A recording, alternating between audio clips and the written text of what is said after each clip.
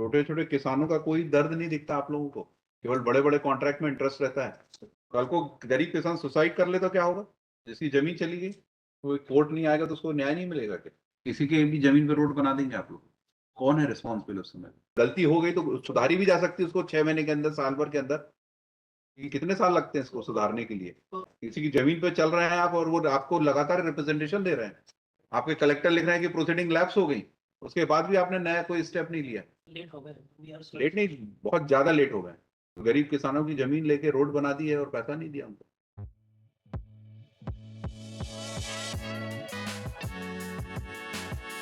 जब हाईकोर्ट ने प्रेजेंस का ऑर्डर किया तब, उसके पहले नहीं। Who is responsible for this delay? Of कितने साल का डिले है पेमेंट में? कब रोड बन गई थी?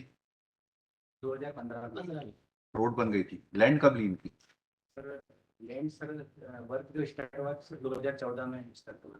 तो क्यों नहीं किया एक्विजिशन और क्यों नहीं ली कॉम्पनसेशन, क्यों नहीं दिया गया रोड बनाने के पहले?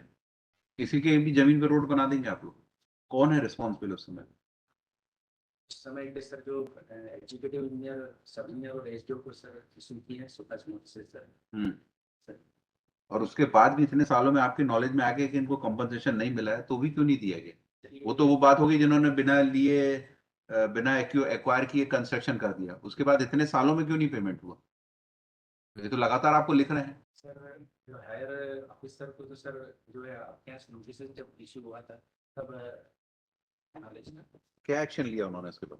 सर अब शोकाज इशू किया है सर, उसके बाद कोई कोर्ट नहीं आएगा तो उसको न्याय नहीं मिलेगा क्या? एक्चुअली सर ये जो पगडंडी रास्ता था सर, उस पर ही चल रहा था सर, उसी पर रोड का निर्माण किया सर। तो नई जगह नया रास्ता नहीं था सर, पुराना रास्ते पे लिया तो इसलिए नॉलेज में नहीं है। अरे तो इनकी कोई लैंड पे तो बनाना रास्ता, तब तो कंपनसेशन दे रहे हो आप। कितने एकड़ लैंड ली? 1.505 हेक्टेयर बहुत होती है जमीन। इतना 60 लाख रुपए दिए? ये प्रोबेबल अमाउंट है, मतलब इसके अलावा इंटरेस्ट इसमें इंक्लूड नहीं किया है। हाँ, और नए एक्ट में जाएंगे तो ये डबल हो जाएगा ये तो। सर जो लैंड एक्विजिशन ऑफिसर है सर डिसाइड करेंगे, वो हम जमा कर देंगे सर। अभी मतलब प्राइमरी जो है पैसा जो हमने जमा कर 70% होता है सर। तो 4 क्लाइंट है सर, उनकी जमीन तो 12.8 ईयर है सर। ऐसे कितने किसान और हैं जिनकी जमीन ली आपने? सर 4 किसान और है सर, उसको भी काउंट कर लिया हमने। वो नहीं आए यहाँ कोर्ट? यहाँ नहीं आए पर हमने काउंट करके जमा किए। आपके क्यों नहीं, आज सेक्रेटरी क्यों नहीं आए? Principal secretary I am secretary R K Mehra. छोटे छोटे किसानों का कोई दर्द नहीं दिखता आप लोगों को, केवल बड़े बड़े कॉन्ट्रैक्ट में इंटरेस्ट रहता है। फील्ड ऑफिसर से गलती हुई है तो उसको फील्ड ऑफिस गलती हो गई तो सुधारी भी जा सकती है उसको 6 महीने के अंदर, साल भर के अंदर। ये कितने साल लगते हैं इसको सुधारने के लिए? गवर्नमेंट की जानकारी में नहीं आ पाया इसमें। क्यों नहीं जानकारी में आया? आप किसी की जमीन पे चल रहे हैं आप और वो आपको लगातार रिप्रेजेंटेशन दे रहे हैं। आपके कलेक्टर लिख रहे हैं कि प्रोसीडिंग लैप्स हो गई, उसके बाद भी आपने नया कोई स्टेप नहीं लिया। कल को गरीब किसान सुसाइड कर ले तो क्या होगा? जिसकी जमीन चली गई, मतलब ये एडमिनिस्ट्रेटिव अप्रूवल अभी दे रहा है आप रोड बनाने का? सर जैसे प्रपोजल गवर्नमेंट में आया सर, तो ये रोड पहले कैसे बन गई बिना अप्रूवल के? री रिवाइज एस्टिमेट है, री रिवाइज तो उसके पहले की प्रोसीडिंग कहाँ है? पहले सैंक्शन दे दिए थे सर। ये जो लैंड एक्विजिशन के अमाउंट को मिलाकर के सैंक्शन है। और इसमें तो आपने कुछ केवल एक लाइन लिखी कि शो कॉज नोटिस दे दे, किसको दिया है, कहाँ है शो कॉज नोटिस? दो एग्जीक्यूटिव से सर और एक सभी यार एसडीओ। कहाँ है? इसमें लिखा ही नहीं कुछ। ये मेरे पास कॉपी है। इसमें केवल एक लाइन लिखी the show cause notice have been issued, nothing is on record. किसको किए हैं, क्या है? Two executive engineers and two one SDO and one sub engineer. Executive engineer Shahjahanpur ने लेटर लिखा है नेक्शा P8 3490, उसमें भी कोई कार्रवाई नहीं। ये 28 लाख रुपए जमा करने हैं इसमें। 9 कृषकों की 1.51 हेक्टेयर निजी भूमि का अधिग्रहण किया गया है। अधिग्रहण पश्चात भू अर्जन का प्रस्ताव तैयार कर भू अर्जन अधिकारी को प्रेषित करके उपरांत सो संभावित अवार्ड की राशि प्रारंभिक रूप से कलेक्टर के यहाँ जमा कराने का उल्लेख किया गया। ये आपके डिफरेंट लेवल पे जो सुनवाई नहीं होती ना, इसलिए हाईकोर्ट का काम बढ़ता है।